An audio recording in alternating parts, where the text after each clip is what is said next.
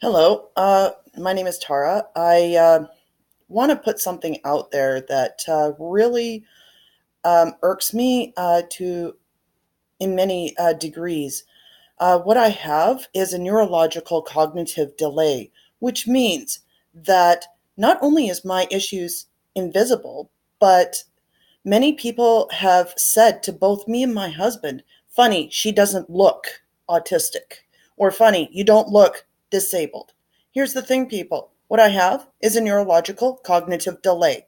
So that means that unless if you are trained in the disability field or are a social worker or a disability skills coach, a doctor, or even a psychologist or someone that basically is a professional in these areas, or if you give me a lot of lobotomy and actually do a study on my brain on neurological issues, you will never know what I have unless if you ask or if you see me at the beginning stage or in the middle of a meltdown. A meltdown, consider your brain kind of like a computer. How many windows and how many commands can you give something before it overloads? Well, very much like your brain. When you put too much information, or if too much information goes into my brain through means of sensory type situations such as visual or hearing or touch or smell or taste, these sensories go into your brain with all this information. And if it comes at you all at once, for what I have, um, then your brain basically shuts down. It is very debilitating. It is very, very embarrassing when it happens in public.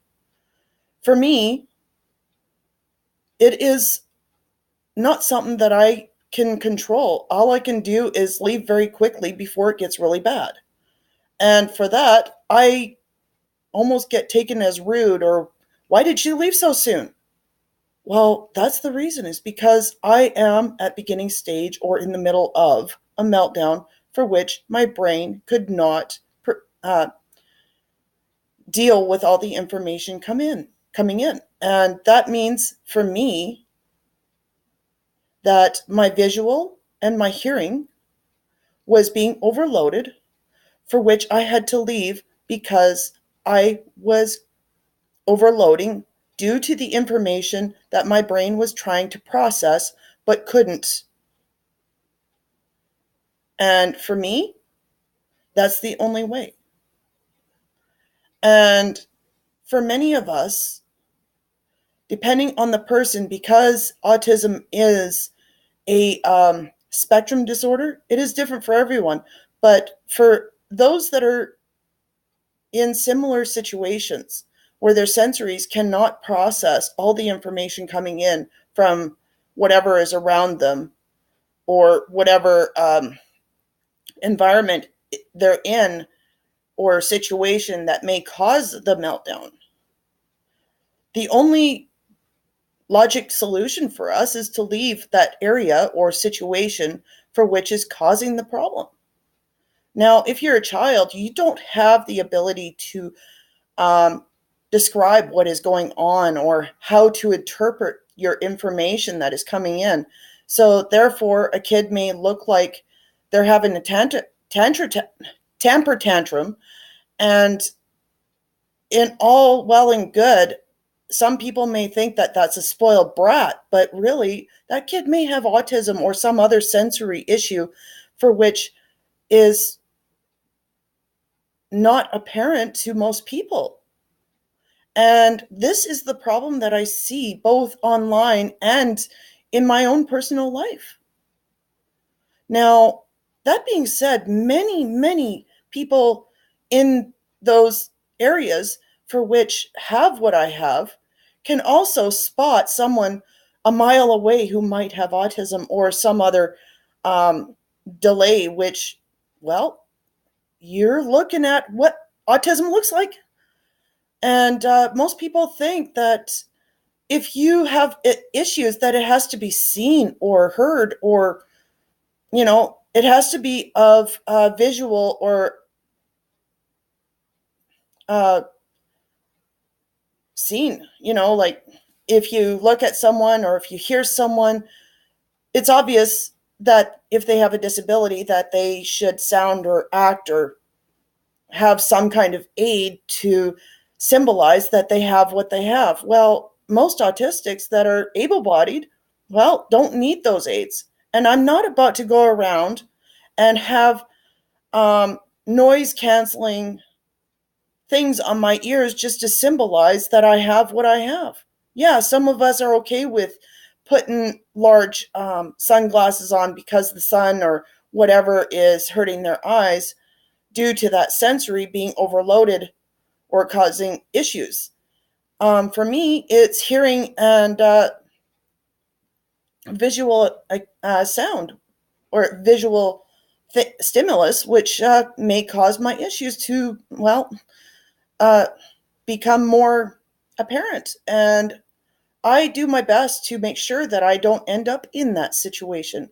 And for me, I have developed my own way of coping, which means leaving whatever situation may cause the issue, or a little scale of 1 to 10, 1 being good, 10 being severe. And when I get to 5, I'm out of there because I don't want to be embarrassed. I don't want to be put in a situation for which people are asking me or my husband why I am or what is wrong with her. I don't want that. None of us do. So when you are out in public and you see or you know of someone who is having issues, instead of asking them what is wrong, how about asking them, how can I help you? How can I assist to make your life better? How can I be of service? Instead of asking your partner, funny you don't look autistic or funny you don't look disabled, why don't you offer assistance? You do for people that have physical ailments. The choice is yours. Instead of when one is as honest as I am about what I have and how it affects them, and instead of saying words, funny you don't look, why don't you go home and look up the true definition of autism or ADHD? And it will tell you point blank that for most issues like mine, yes, it is still considered a male's disability, but I'm female and I have it and I'm honest about it.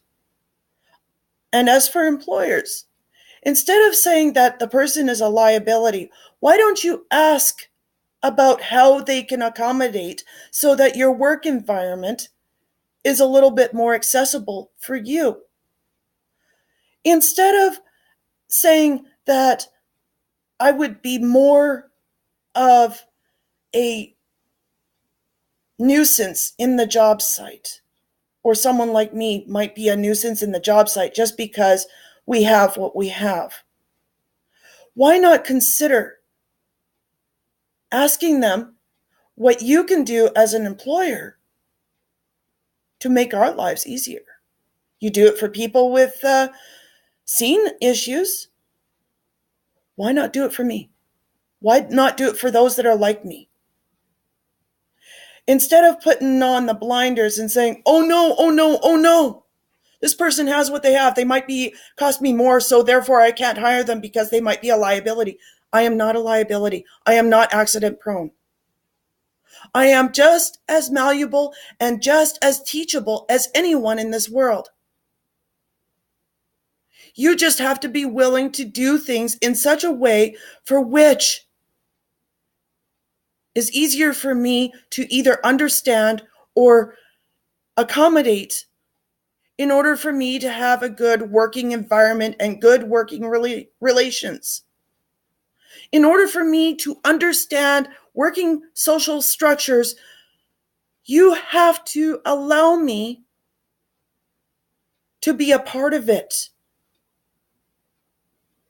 Allow at least one coworker to be my partner in assisting me into the work environment so that I can assimilate what I know and how to go about things.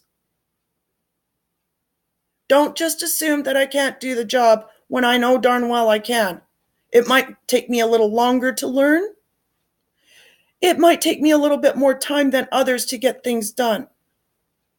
That is because I have to augment my way of doing things to fit your needs or what you want me to do. Often, small, simple instructions, a few at a time, and not a lot of workload, pays off in the end. I may not be able to do as much as, say, average people, but I can still do it. You just have to be willing to give me a chance.